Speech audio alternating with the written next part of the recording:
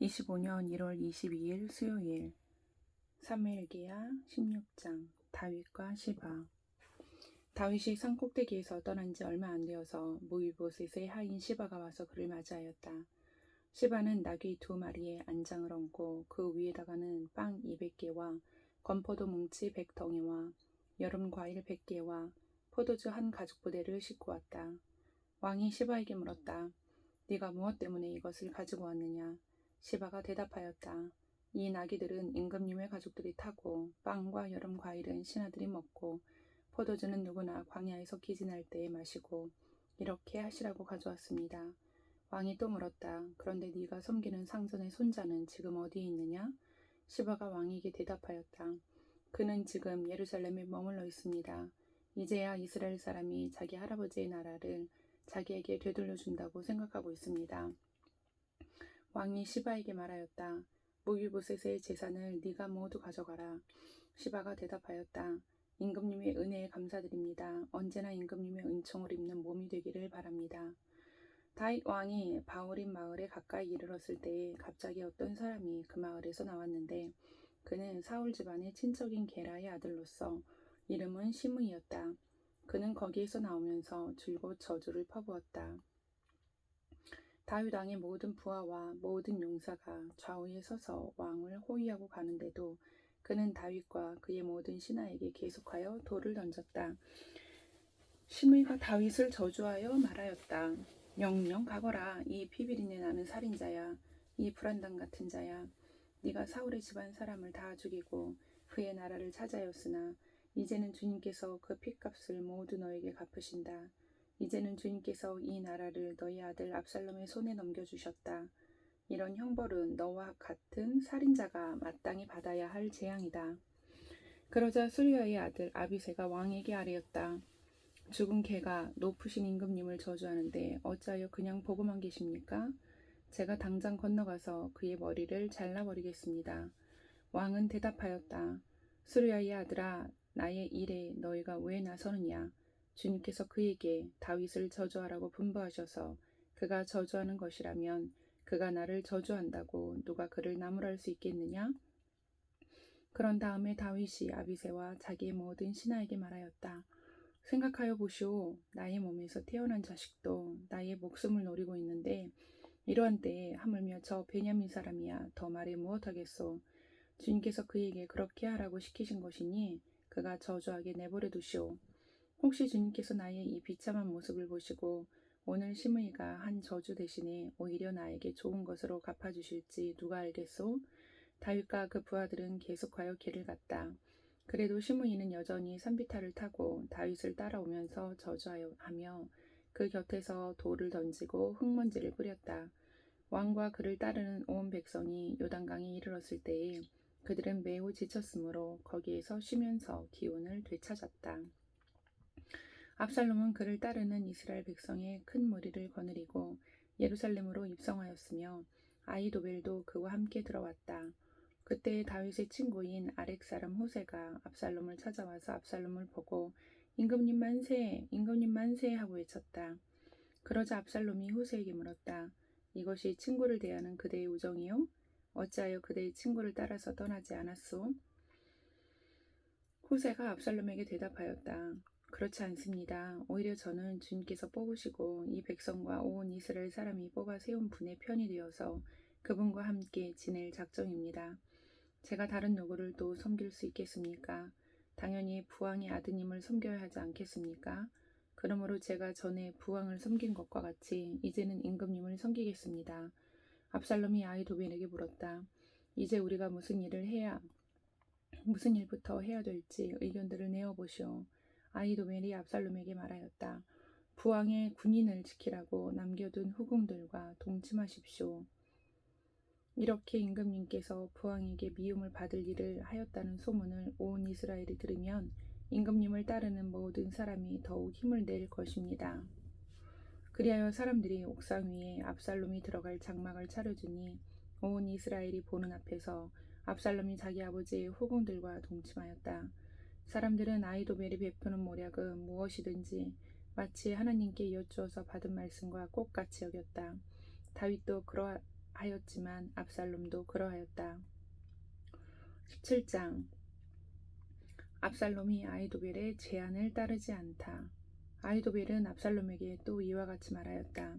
부디 내가 12,000명을 뽑아서 출동하여 오늘 밤으로 당장 다윗을 뒤쫓도록 허락하여 주십시오. 그가 지쳐서 힘이 없을 때에 내가 그를 덮쳐서 겁에 질리게 하면 그를 따르는 모든 백성이 달아날 것입니다. 그때 내가 왕만을 쳐서 죽이면 됩니다. 그렇게만 되면 내가 온 백성을 다시 임금님께로 돌아오게 할 수 있습니다. 아내가 남편에게 돌아오듯이 백성이 그렇게 임금님께로 돌아올 것입니다. 임금님께서 노리시는 목숨도 오직 한 사람의 목숨입니다. 나머지 백성은 안전할 것입니다. 압살롬만이 아니라 이스라엘의 모든 장로도 이 말을 옳게 여겼다. 그러나 압살롬은 아렉 사람 후세도 불러다가 그가 하는 말도 들어보자고 하였다. 후세가 압살롬에게 오니 압살롬은 그에게 아히도벨이 한 말을 일러주고서 그 말대로 해야 할지 말아야 할지를 묻고 또 다른 의견이 있으면 말하라고 하였다. 후세는 압살롬에게 아히도벨이 베푼 모략이 좋지 않다고 말하고 그 까닭을 설명하였다. 임금님의 부친과 그 신하들은 임금님께서 잘 아시는 바와 같이 용사들인데다가 지금은 새끼를 빼앗긴 들녘의 곰처럼 무섭게 화가 나 있습니다. 더구나 임금님의 부친은 노련한 군인이어서 밤에는 백성들과 함께 잠도 자지 않습니다. 틀림없이 그가 지금쯤은 벌써 어떤 굴 속이나 다른 어떤 곳에 숨어 있을 것입니다.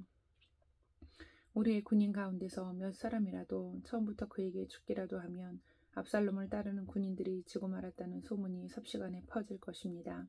그러면 사자처럼 담력이 센 용사도 당장 낙담할 것입니다. 임금님의 부친도 용사요 그의 부하들도 용감한 군인이라는 것은 온 이스라엘이 다 알고 있기 때문입니다. 그러므로 저의 의견은 이렇습니다. 단에서부터 브엘사바에 이르기까지 온 이스라엘을 임금님께로 불러 모아서 바닷가에 모래알처럼 많은 군인을 임금님께서 친히 거느리고 싸움터로 나가시는 것입니다. 그래서 우리는 다윗이 있는 곳이면 어느 곳이든지 들이닥쳐서 마치 온 땅에 내리는 이슬처럼 그를 덮쳐버리는 것입니다. 그러면 그는 물론이려거니와 그와 함께 있는 모든 사람 가운데서 한 사람도 살아남지 못할 것입니다. 또 그가 어떤 성읍으로 물러나면 온 이스라엘이 굵은 밧줄을 가져다가 그 성읍을 동여매어 계곡 아래로 끌어내려서 성이 서 있던 언덕에 돌멩이 하나도 찾아볼 수 없게 하시는 것입니다. 그러자 압살롬과 온 이스라엘 사람이 아렉 사람 후세의 모략이 아히도벨의 모략보다 더 좋다고 찬성하였다. 주님께서 이미 압살롬이 재앙을 당하게 하시려고 아히도벨의 좋은 모략을 좌절시키셨기 때문이다.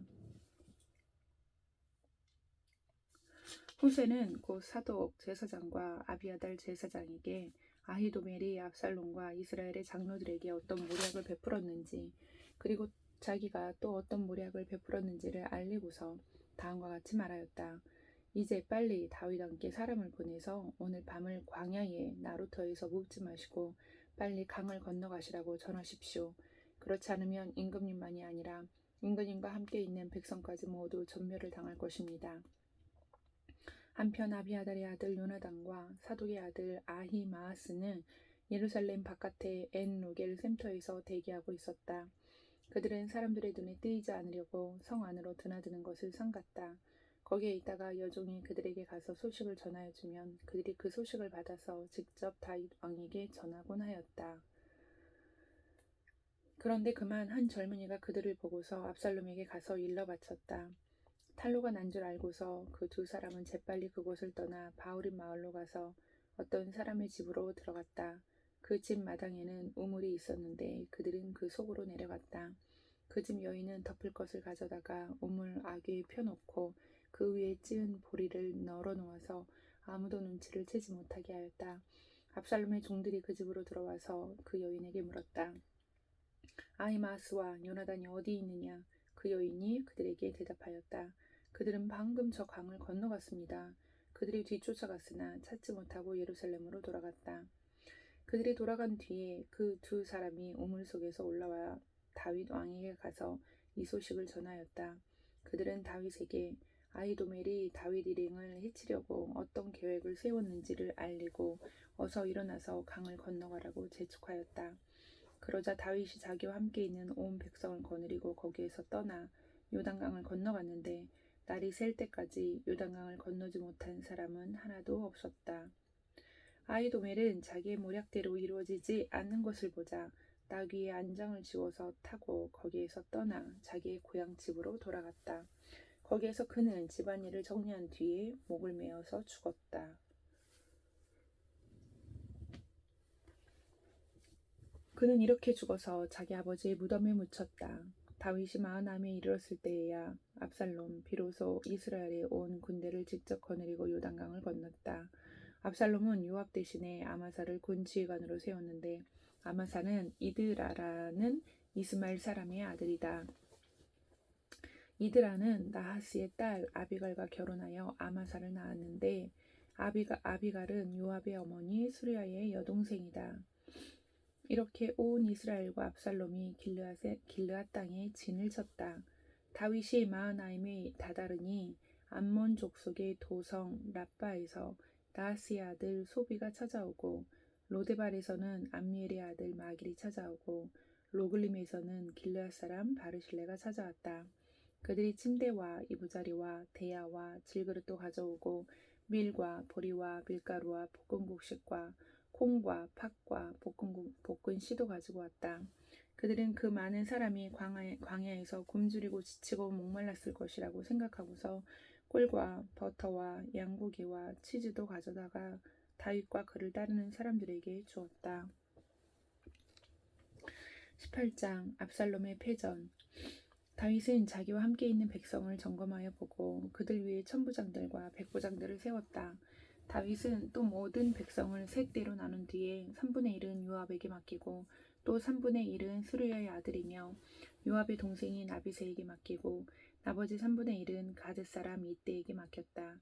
그런 다음에 왕이 온 백성에게 자기도 그들과 함께 싸움터로 나가겠다고 선언하니 온 백성이 외쳤다. 임금님께서 나가시면 안 됩니다. 우리가 도망을 친다 하여도 그들이 우리에게는 마음을 두지 않을 것이며 우리가 절반이나 죽는다 하여도 그들은 우리에게 마음을 두지 않을 것입니다. 임금님은 우리들 10,000명과 다름이 없으십니다. 그러니 임금님은 이제 성 안에 계시면서 우리를 도우시는 것이 더 좋겠습니다. 그러자 왕은 그들의 의견을 따르겠다고 말하고 성문 곁에 서 있으니 온 백성이 100명씩 1000명씩 부대별로 나아갔다. 그때 왕이 요압과 아비새와 이때에게 부탁하였다. 나를 생각해서라도 저 어린 압살롬을 너그럽게 대하여 주시오. 왕이 압살롬을 너그럽게 대하여 달라고 모든 지휘관에게 부탁하는 말을 온 백성이 다 들었다. 다윗의 군대가 이스라엘 사람과 싸우려고 들녘으로 나아가서 에브라임 숲속에서 싸움을 하였다. 거기에서 이스라엘 백성이 다윗의 부하들에게 패하였는데 그들은 그날 거기에서 크게 패하여서 20,000명이나 죽었다. 싸움이 온 땅 사방으로 번져나가자 그날 숲속에서 목숨을 잃은 군인이 칼에 찔려서 죽은 군인보다 더 많았다. 압살롬이 어쩌다가 다윗의 부하들과 마주쳤다. 압살롬은 노새를 타고 있었는데 그 노새가 큰 상수리나무의 울창한 가지 밑으로 달려갈 때 그의 머리차가 상수리나무에 휘감기는 바람에 그는 공중에서 매달리고 그가 타고 가던 노새는 빠져나갔다. 어떤 사람이 이것을 보고서 요압에게 알려주었다. 압살롬이 상수리나무에 매달려 있습니다. 요압이 자기에게 소식을 전하여 준 그 사람에게 물어봤다. 네가 그를 보았는데도 왜 그를 당장에 쳐서 땅에 쓰러뜨리지 않았느냐? 그랬더라면 내가 너에게 은 10개와 띠 하나를 주었을 것이다. 그 사람이 요압에게 대답하였다.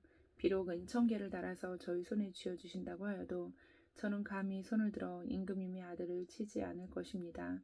임금님께서 우리 모두가 듣도록 장군님과 아비새와 이때에게 누구든지 어린 압살롬을 보호하여 달라고 부탁하셨기 때문입니다. 제가 임금님을 속이고 그의 생명을 해치면 임금님 앞에서는 아무 일도 숨길 수가 없기 때문에 장군님까지도 저에게서 등을 돌릴 것입니다. 그러자 요압은 너하고 이렇게 꾸물거릴 시간이 없다 하고 말한 뒤에 투창 새 자루를 손에 들고 가서 아직도 상수리 나무의 한가운데 산채로 매달려 있는 압살롬의 심장을 꿰뚫었다. 요압의 무기를 들고 다니는 젊은이 10명도 모두 둘러싸고서 압살롬을 쳐서 죽였다. 그런 다음에 요압이 나팔을 부니 백성이 이스라엘 사람을 뒤쫓다가 돌아왔다. 요압이 백성에게 싸움을 그치게 하였기 때문이다. 그들은 압살롬을 들어다가 숲속의 깊은 구덩이에 집어던지고 그 위에다가 아주 큰 돌 무더기를 쌓았다. 온 이스라엘 사람들은 도망하여서 저마다 자기 장막으로 돌아갔다. 평소에 압살롬은 자기의 이름을 후대에 남길 아들이 없다고 생각하여 살아있을 때 이미 자기 비석을 준비하여 세웠는데 그것이 지금 왕의 골짜기에 있다. 압살롬이 그 돌기둥을 자기의 이름을 따서 불렀기 때문에 사람들은 그것을 오늘날까지도 압살롬의 비석이라고 한다. 그때 사독의 아들 아히마아스가 요압에게 말하였다.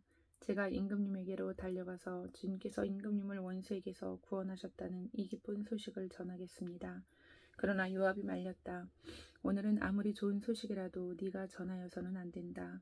너는 다른 날 이 좋은 소식을 전하여도 된다. 그러나 오늘은 날이 아니다. 오늘은 임금님의 아들이 죽은 날이다. 그리고는 요압이 에디오피아 사람에게 명령하였다. 네가 가서 본대로 임금님께 아뢰어라. 그러자 그 에티오피아 사람이 요압에게 절을 하고 달려갔다. 사독의 아들 아히마아스가 또다시 요압에게 말하였다. 저에게 무슨 일이 일어나도 좋으니 저도 저 에티오피아 사람과 같이 가서 보고할 수 있도록 허락하여 주십시오. 그러나 요압은 또 말렸다. 아히마아스야, 네가 왜 가려고 하는지 모르겠구나. 네가 가보아야 이 소식으로는 아무 상도 받지 못한다. 아히마아스가 또다시 말하였다. 저에게 무슨 일이 일어나도 좋으니 저도 가겠습니다. 요압이 그에게 말하였다. 그렇다면 더 말리지 않겠다. 아히마아스는 요단 계곡을 지나는 길로 달려서 그 에티오피아 사람을 앞질렀다. 그때 다윗은 두 성문 곧 안쪽과 바깥문 사이에 앉아 있었는데 파수꾼이 성문의 지붕 위로 올라가서 성벽 위에서 멀리 바라보고 있다가 어떤 사람이 혼자 달려오는 것을 보았다. 파수꾼이 큰 소리로 이 사실을 왕에게 알리니 왕은 혼자 오는 사람이면 좋은 소식을 전하는 사람이다 하고 대답하였다. 그 사람이 점점 더 가까이 이르렀다. 파수꾼이 보니 또 한 사람이 달려오고 있었다. 파수꾼이 큰 소리로 문지기에게 또 한 사람이 달려온다 하고 외치니 왕은 그도 좋은 소식을 전하는 사람이다 하고 말하였다. 파수꾼이 또 알렸다. 제가 보기에 앞서서 오는 사람은 달리는 것이 사독의 아들 아히마아스가 달리는 것과 같습니다. 그러자 왕이 대답하였다. 그는 좋은 사람이니 좋은 소식을 전하러 올 것이다.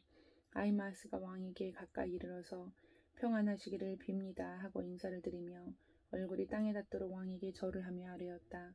높으신 임금님께 반역한 자들을 없애버리시고 임금님께 승리를 안겨주신 임금님의 주 하나님을 찬양합니다. 왕이 그 어린 압살롬도 평안하더냐 하고 물으니 아히마아스는 임금님의 신하 요압이 이 종을 보낼 때 큰 소동이 있었습니다마는 무슨 일인지는 모르겠습니다. 왕이 물러나서 곁에 서 있어라 하고 말하니 그는 곁으로 물러나서 있었다. 바로 그때 그 에티오피아 사람이 들어왔다. 에티오피아 사람이 왕에게 아뢰었다. 높으신 임금님께 기쁜 소식을 가져왔습니다. 주님께서 오늘 임금님께 반역한 자들을 없애버리시고 임금님께 승리를 안겨주셨습니다. 왕이 에티오피아 사람에게 물었다.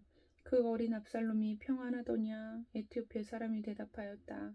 높으신 임금님의 원수들을 비롯하여 임금님께 반역한 자들이 모조리 그 젊은이와 같이 되기를 바랍니다.